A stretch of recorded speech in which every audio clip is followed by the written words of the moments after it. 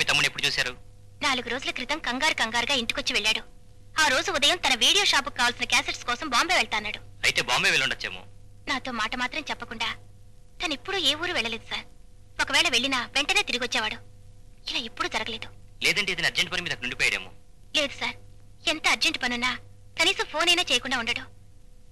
మా బ్రదర్కి ఏదైనా ప్రమాదం జరిగిందేమోనని భయంగా ఉంది. మీరు అనవసరంగా భయపడుతున్నారు. నా ఉద్దేశంలో మీ తమ్ముడు 2-3 రోజుల్లో తప్పకుండా తిరిగి వచ్చేస్తాడు. ఎనీహో కంప్లైంట్ రాసివ్వండి, నేను ఎంక్వైరీ చేస్తాను.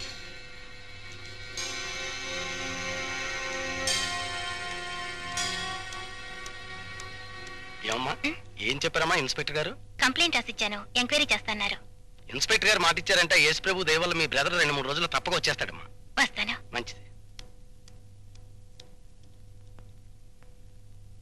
సోదర సోదరీమణులారా, ఈ రోజున మనమందరం కలిసి లలితాదేవి మరణంపై న్యాయ విచారణ జరపాలని ఐక్యంగా పోరాడాల్సిన సమయం వచ్చింది.